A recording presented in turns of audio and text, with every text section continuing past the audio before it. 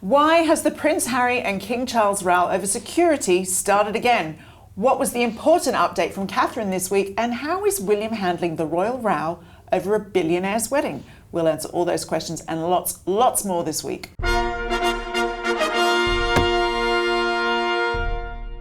Hello and welcome to Palace Confidential, the world's greatest royal show. Not that I'm biased or anything.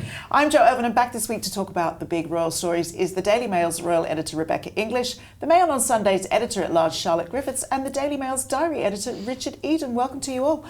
Now, we set you a challenge a couple of weeks ago to help us get over the 250,000 subscriber mark and you have smashed that target. Thank you so much, but it's no time for slouching. We've got even bigger goals to hit, so if you like this show, do make sure that you subscribe to the Daily Mail Royals channel and tell all your friends about it too. Thanks so much. Well, Rebecca, let's start now with some news on Catherine, the Princess of Wales, that you have been writing about. Yeah, a really nice update to be able to give. So she has what's called her Early Years Business Task Force, which is a group of 8 of Britain's biggest firms coming together to see how they can encourage other businesses to kind of have more family-friendly practices that will benefit children between birth and 5. And they had their big landmark report. We were all called to a briefing on it. And the report was pretty well received. The government were briefed on it. What was stressed to us by her team there was that it shouldn't be considered as her official return to work. It's not, and that she will only return to public duties when she gets the green light from her doctors. But she has been all over this report. She was briefed on it, she saw it, she talked to all the people involved in it. So, you know, it's a good sign that she's there and, you know, back doing work in some way again. I know from kind of multiple sources that I've been speaking to that she has been seen out and about more recently. So I think while, you know, anything official will be coming out of Kensington Palace, things seem to be moving in quite a good direction. Gosh, I hope so. When Richard, the news comes, doesn't it, as there's been some more unfortunate and very unpleasant trolling of Catherine online. Yes, it's this sort of where's Kate and social media. It's sort of started up again when you're a figure that's so public like Catherine, to then just disappear from the public gaze for so long is a very hard thing to manage. And let's be frank, kind of enemies of the royal family, enemies of Catherine, lots of cheerleaders for Harry and Meghan, they've been kind of using that to have a go and to start to sort of criticise where is she, you know, implying there's, you know, maybe sort of sinister things going on, and it is very unpleasant. Well, I hope she ignores it because there's, you know, you've got enough on with actually dealing with a cancer diagnosis, haven't you? I just hope she doesn't look at that sort of stuff at all online. I mean, it's you know, it's appalling, but I guess it's one of those things that is inevitable when you're away from the public for a while. Now, this show is nothing if not shade and light, and from there, Charlotte, we go to the release of an unexpected portrait of the Princess of Wales. Now, I had to be told that it was the Princess of Wales. What can you tell us? Well, this is the Tatler front cover, and it's a portrait of Catherine, which I actually think is very good. Okay. But you potentially wouldn't know it was Kate unless she was in her regalia. She's wearing, in the portrait, she's wearing a Jenny Packham dress that she wore for the King's first state banquet. And the artist obviously had to paint from a picture of this event and never got to meet Kate, who's obviously not sitting for portraits right now. So she didn't quite capture her perfect likeness, but I think it's very good. I think it's very sweet. And, you know, it's a really fun thing that Tatler does every year, actually. They do a different royal every year. This is their 3rd year doing it, a portrait commissioned by them of a senior member of the royal family. I just don't think we can call it a portrait. The whole art of portrait painting is trying to capture someone when you're there with them. You know, in the case of Lucian Freud or someone, he'd be there for days, you know, painting these people. And this is just something from from magazines or from video. I think it looks more like Princess Mary of Denmark. I actually agree with you, it does look like Denmark, but Kate would be flattered by that. She loves Princess Mary of Denmark. Well, that takes us to the younger royals, Rebecca, and William led them out to a very damp, very British garden party just this week. But I kind of love the rain for its Britishness and the fact you've got 8,000 people there stoically with their umbrellas you're also on. Weird, sticking up for this weather. The 2 military bands are still playing and everyone's still drinking their tea and eating their cakes, and you know, it's what British summer's all about, let's face it. I felt so bad for Zara's shoes. She was wearing suede shoes, Zara. And I just thought, oh no, That's no, a no, you rookie don't want error. to get those wet. No. Well, she can't really turn up in wellies, can she? Come on. No, she did have those little plastic guards on her heels. Yeah, which is very clever. I've used those at weddings before, yeah. Yeah. So yeah, as we were saying, like, so William, every year the King will often ask another member of the royal family to host a garden party, and they can invite a lot of more organisations and charities and militaries that they've got particular affiliations with. William hosted one last year and it was his turn this year. But I think what was particularly lovely is because obviously Catherine wasn't going to be by his side, that he invited all his cousins. So we had Zara, we had her husband Mike, we had Peter Phillips, we had Princesses Beatrice and Eugenie, and it was just lovely to see the young royals all out in force, I thought. Well, that's what you've written about, isn't it? And talking about what this particular royal team might say about how the royal family will look in the future. What did you say exactly? Yeah, so I've written a big piece for our Mail Plus section of our website, which has a lot of exclusive royal content on it. And it was just saying, you know, there's been so much written about and spoken about family disunity over the last few years that sometimes actually we forget they are pretty close as a family, especially the younger ones. You know, they've all grown up together with summers at Balmoral, Christmases at Sandringham. You know, now they tend to kind of contact each other, as they tell us, through kind of family WhatsApp groups. But they are still extraordinarily close, even though they all live very different lives. And I think it's really wonderful that William has these cousins that he can call on. What I did also say is something actually we discussed, didn't we, in the programme the other week. I don't think this will herald a return to, or not a return, you know, getting them to undertake more royal duties because of Harry and Meghan and all the reasons we discussed the other week.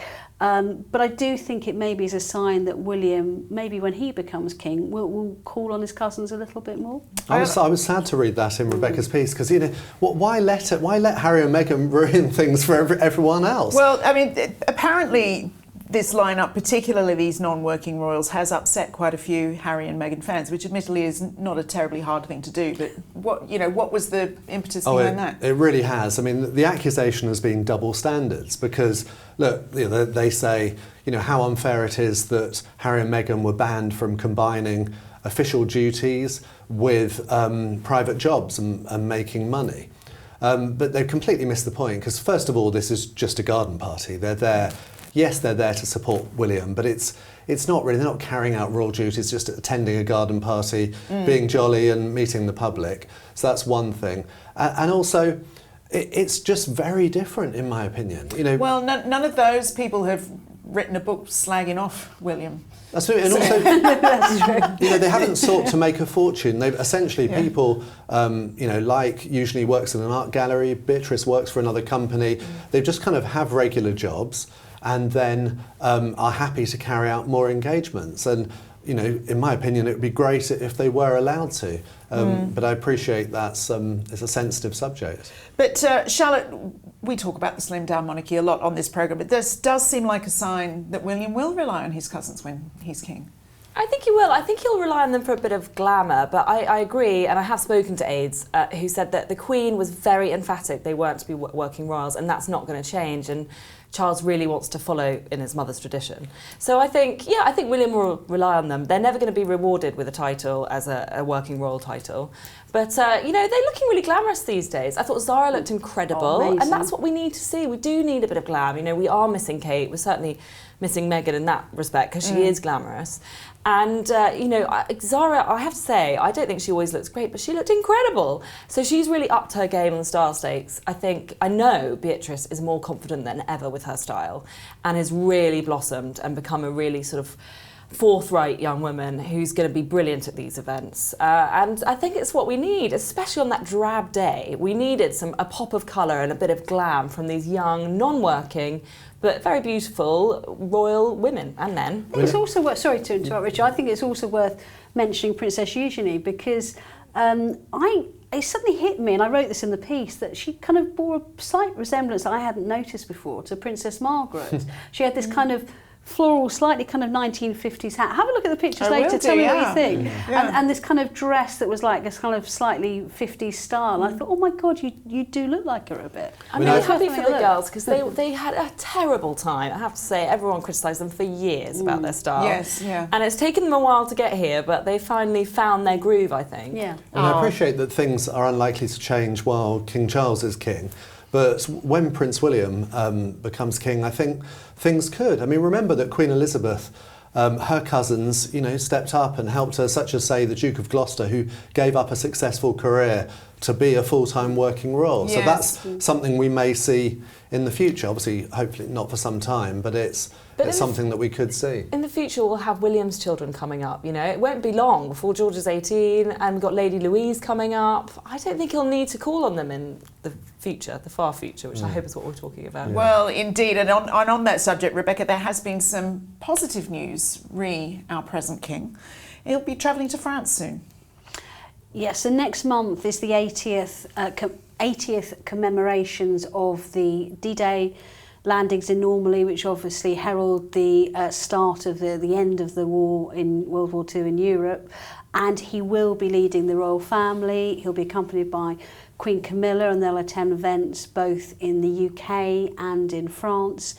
Prince William's going to have a very senior role as well, both in the UK and also on his own in France, where he's going to be standing alongside world leaders from America, Canada, and Princess Anne's going to be out there too, doing her stuff. So it's great news, and I know out of, if he had a wish list of things he could attend this summer, the D-Day commemorations were very, very high up that list. That's good news. It's understandable. I mean, Queen Camilla, though, still has her concerns, doesn't she? She's keeps muttering about wanting him to behave. Yes, well, Yeah. not just muttering. She said, somebody asked Camilla, how's the king doing? And she said he'd be doing better if he wasn't out so much, and, ticked him off for going out too much, which actually is quite alarming, because she's sort of saying he's going out too much and it's hampering his recovery. So he might want to listen to his wife, but very few men do, I gather. I bet you do, Richard, don't you? Yes, I do. Yeah. I promise. She did say that he did, she didn't say this, but he did 5 events in 48 hours,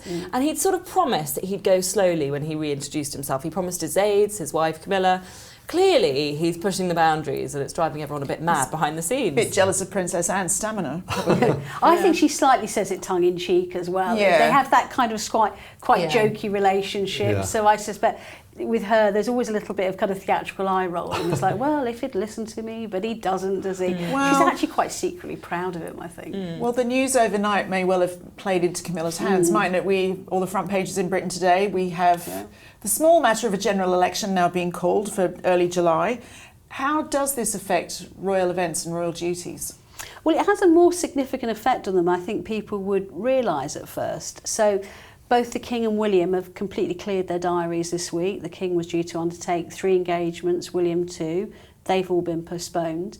And the reason why is that the royal family, because they're meant to be non-political, non-partisan, they can't do anything that would be considered to be taking attention away from the different parties electioneering. So that's why the engagements have been cancelled this week, because it's the immediate aftermath of the announcement.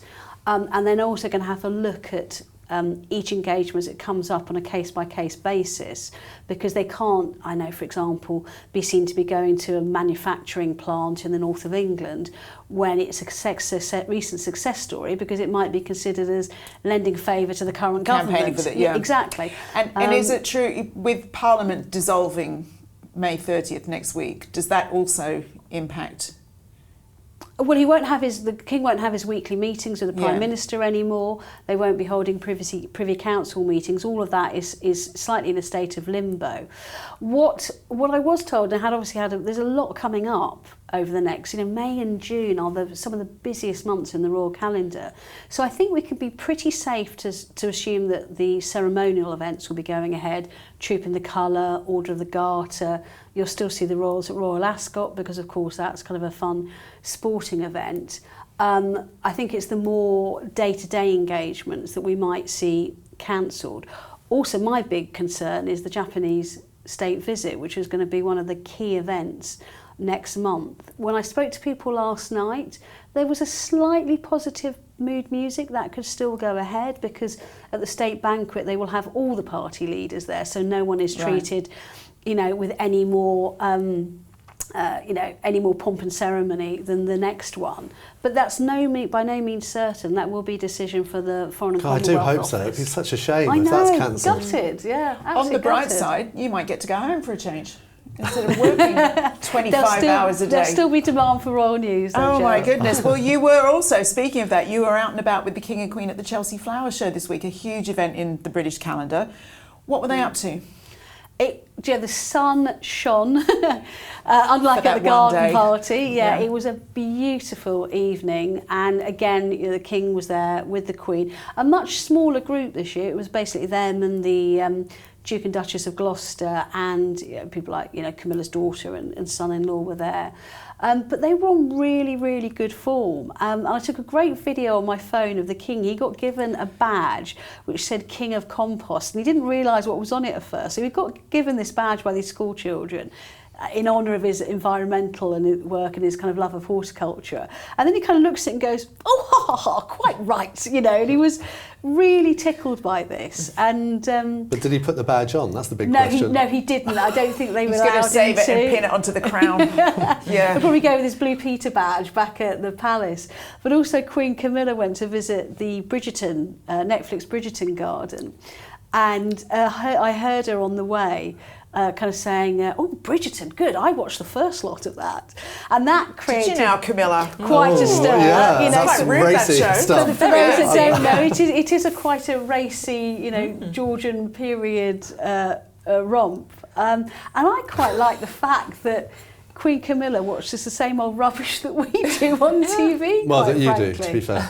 Have you not watched it? No, I have watched a bit with my wife and daughters, but I do get the sense it's more of a women's programme. Oh, Richard. Good luck surviving the comments after that one. Well, so much more to come, including the latest on the new royal row over a wedding and more questions over Harry's visit to the UK. Before that, though, to your comments. And at the time of recording, nearly 6,000 of you commented on last week's show. Thank you so much for all of those thoughts. Now, lots of you wrote in about Jonathan Yeo's new portrait of the King, like Ruth Edwards Shirley, who says, love, love, love the portrait of the King. He looks regal and handsome and modern. Well, Kimberly Bailey disagrees, saying that portrait is horrible. What was he thinking? Just, no mincing of the words there. Now, lots of you unhappy about the prospect of Meghan Markle trying to be president. I mean, I was kind of only joking, but I'm in trouble. Sorry, everyone. Here's some analysis from Judy Henson, who writes, we're American, and I can tell you most mature Americans would not vote Meghan Markle in as president of the USA. She could win a Senate or congressional seat in California, but none of the southern or Midwestern states would vote for her for president. Christine Furr, meanwhile, misses the Duke of Edinburgh and says, I really believe that if Prince Philip was alive and well, Harry and Meghan would be stripped of their titles by the government. He would never have allowed this to carry on. Not quite, is that how that works? I think if Prince Philip decided something, it probably would get done. OK, well, before we rejoin the panel, a message from Marion Jones, who writes, I was lucky enough to attend the 8th of May garden party. Wow, it was the most wonderful experience. The King shook hands with my son, which was amazing. I love this sentence. The only thing that marred the afternoon was that I was within 3 feet of our Rebecca. I should end it there, but she actually does go on to say, I tried everything to catch her eye because I so wanted to say hello. She's a fan. To no avail, Rebecca was too busy concentrating on her journalistic endeavours, if you say so, re the King. My son said I was more disappointed at not speaking to Rebecca than I was at being excited to see the King and all the other members of the royal family. Well, I can't blame you, Marion. She's a jewel in our crown. Do you have anything to say to Marion, Rebecca? It was really lovely actually that someone spotted me in the crowd, and it makes me very happy because it proves to you naysayers around this table that when I go to these things, I actually am working. I'm not sipping champagne. Cheeky cucumber sandwich? I don't even get a glass of water. I literally go there, work my butt off, and then get kicked out. We believe you, Rebecca. We believe you. But Marion can now prove it. Pictures are it didn't happen. No, only kidding. But do please keep those comments coming in. And if you do see Rebecca at a royal garden party, make sure you let us know. Now, let's bring my panel back. And you might have thought that the row over where Harry stayed and whether the King offered him a room or not when he was in the UK was finished. But no. New reports this week suggest that there was even more to the story. Can you bear it, Rebecca? What? Tell us. I think this story is so fascinating, like really fascinating in ways that people might not appreciate. Telegraph newspaper, a reporter there who has particularly close links with the Sussexes, wrote this story saying that when Harry came to the UK for his Invictus event earlier on this month, and you remember he issued a statement which was quite pithy, saying, I really want to see my father, but effectively he was too busy to see me. Now, clearly, people close to him are briefing, well, actually, no, the King did offer him a place to stay. I believe that place, by the way, to be St James's Palace, which I'll explain why in a minute. But Harry felt he couldn't stay there because it wasn't secure enough for him. I mean, this is a royal palace where members of the royal family live. As opposed to a hotel. And yes, the point being that he felt more comfortable staying in a hotel where there isn't that level of security. What I find extraordinary is that people close to Harry leaking this story think it paints him in a good light, because I don't think it does. And to say that no one's confirmed this, but I believe the place he was offered was in St James's Palace, which to anyone who doesn't know is literally adjacent to Clarence House. I mean, there's this wonderful old historic cobbled courtyard you walk across and you are straight where the King's apartments are. It's a matter of seconds. So I can see why he'd be offered that, because it would allow him the chance to meet his father, who, yes, had a very, very busy diary, but was clearly willing to make time in it to meet with him. It would allow him to meet pretty easily in relative privacy. And as someone who goes in and out these buildings fairly regularly, they have machine gun toting police officers on the entrances and exits, security cameras everywhere. If you go in, you have to go through rigorous security checks, bag searches, you have to be an accredited person to go in. You couldn't find anywhere safer for them to meet. Most hotels are just anybody can just walk in. Yeah, exactly. Anyone could go into the lobby. I just find this story quite remarkable. If it's true, Richard, that the King offered him quarters where, St James's Palace or wherever, then it is even more extraordinary than he might have turned it down. Let's be frank here. I mean, Harry has been hoisted by his own petard. I mean, remember that he launched a legal action against us, really, against the British taxpayers, the government, for stripping him of its security provided, by the police when he's in this country. And so because of that, he's sort of thrown a hissy fit saying, oh, I can't come, it's not secure. And then he's saying, I can't stay at royal palaces because I'd be in danger. Well, as Rebecca points out, that's absurd. How can it be more safe to be in a hotel?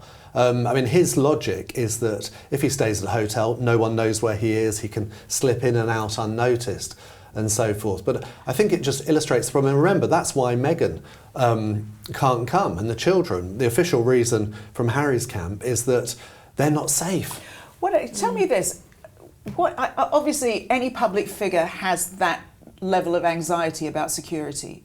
But what or who are these sinister forces who Harry is convinced are out for him the second he steps on British soil? We have Hollywood royalty. We have Michael Douglas and Catherine Zeta-Jones. They have a flat at St James's Palace. It's good enough for Hollywood royalty, but not good enough for this, minor royalty in California. And Princess Beatrice lives there, Princess Anne, that's where she has her offices and the apartment that she stays in when she's in London overnight. There have never been a single concern from anybody about the security there, never. And Princess Anne was the one who, nearly got kidnapped. Yes, that's true. Yeah. It makes him look petulant and paranoid. I'm sorry. Well, he needs to get over it. It's just when you think this family dynamic can't get any more fraught and complicated. It's another case of tit for tat, he said. They just have a real communication problem, I'm afraid, this family. And, obviously Charles has tried to basically invite him to stay at his house. It's so close to Clarence's house, it may as well have been saying, come and stay with me. And still it's not good enough. And still that message is getting diluted and confused, and it ends up getting leaked to the Telegraph. And as you said earlier, this is how many times have we talked about this now? There's a new development every time. It's basically tit for tat. Well, remember what's so petty about it is that it's not up to King Charles. This is decided by the government on the basis of who they feel needs security, and they couldn't justify that for Harry because he's not a working royal anymore. It's just like, they can't provide it every time Elon Musk comes to visit. Do we then have to lay on expensive security? You can't just have that security whenever you like. And I feel really sorry for the King, because there was a lot of us asking questions, as we rightly would do, in the run-up to Harry's visit. Have you got anything to say? Will the King be meeting him? And I can tell you now, Buckingham Palace was so tight-lipped about this, because they really don't want to do anything that will antagonise the situation, particularly at a very difficult time for the King while he's going through cancer treatment.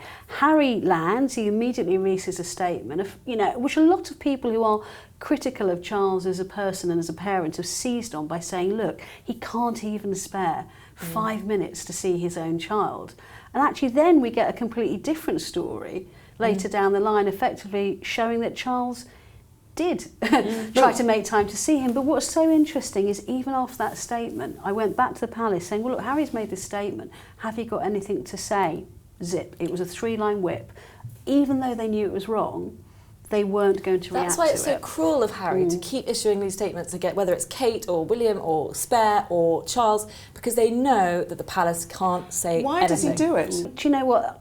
This is what I started off by saying, that I don't see what the people around him think they're gaining by doing this, because I don't think it paints him in a very good light. I mean, remember that if he was there at St James's Palace, Harry, the King could pop over unseen, no one would know about it. It would be perfect. So he's obviously, Harry is making a point by refusing that. And now we have this other hoo-ha going on now, don't we, about whether or not anyone from the royal family will attend the wedding of one of Britain's richest men. What's that all about? Yeah, so Hugh Grosvenor, who's the Duke of Westminster, and as you say, I think he's in his 20s, isn't he? Or maybe he's early 30s. Early 30s. Early Yeah, 30s now. Still a baby. Yeah. Who is getting married in a couple of weeks' time. Great friends of the young royals, and obviously there's big history between, the royal family and the Grosvenor family generally. And there was obviously a bit of a hoo-ha a few months ago, because it was claimed that Harry wasn't going to go, and then it was claimed that actually he had received a save the date invitation, but he turned it down because it was going to be too awkward. Now the latest reports are that Prince William will be there, Harry won't be. Prince William will be an usher.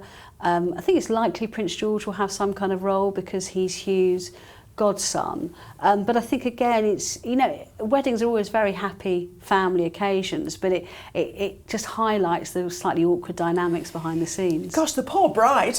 I know. It's Also, like, it's all about these guys turning up. Apparently Prince William, Prince George, as you wrote about on Sunday. Anyone else? There's going to be all sorts of royals there. There's a big question mark over whether Catherine will be there. It seems so unlikely, doesn't it? But everyone's really hopeful. But it's going to be seriously the highest of high society. It's not going to be the biggest wedding. It's going to be a mere 500 people, I'm told. But it's going to be, I'm going to couch it as nigh on a royal wedding. It's going to be lots of big names there, most of the royal family. But the really sad thing for Hugh is that he's one of the very, very few people who's friends with both brothers, and it's been absolutely fraught with difficulty.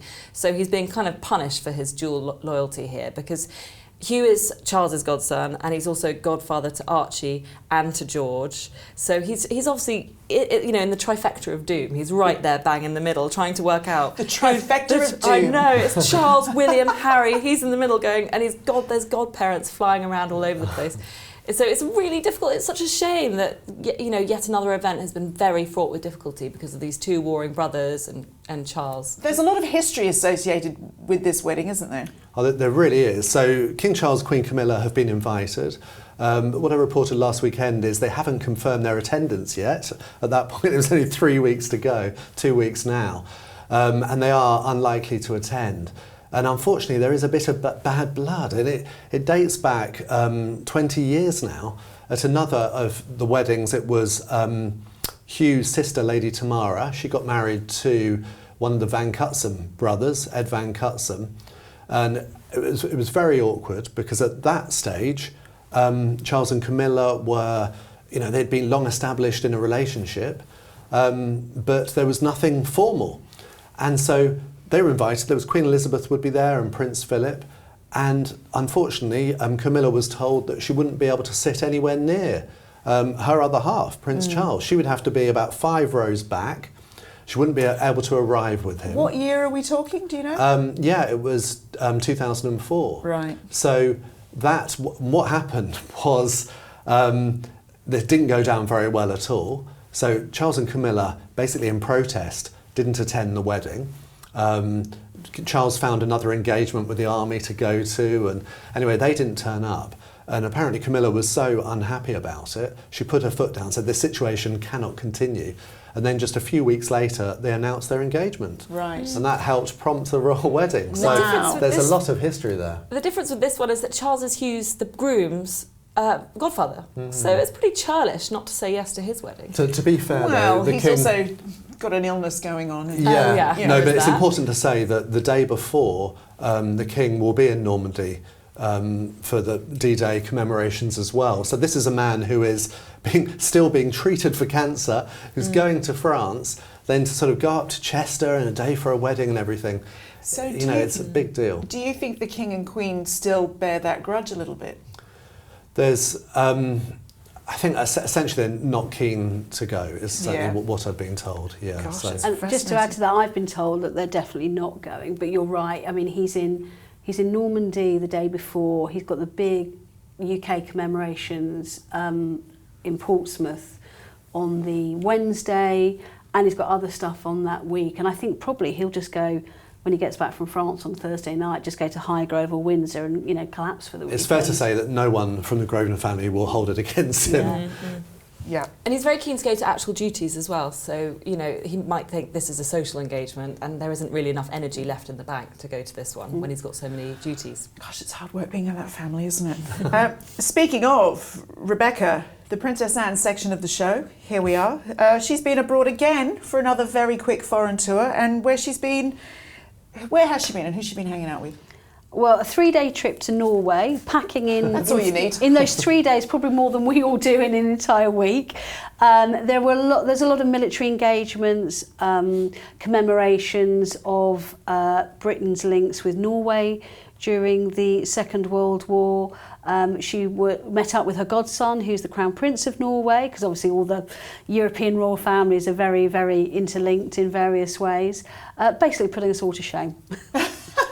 Amazing. Well, as we discussed earlier, the Chelsea Flower Show is a key date in the British summer season and one that is loved by the royal family.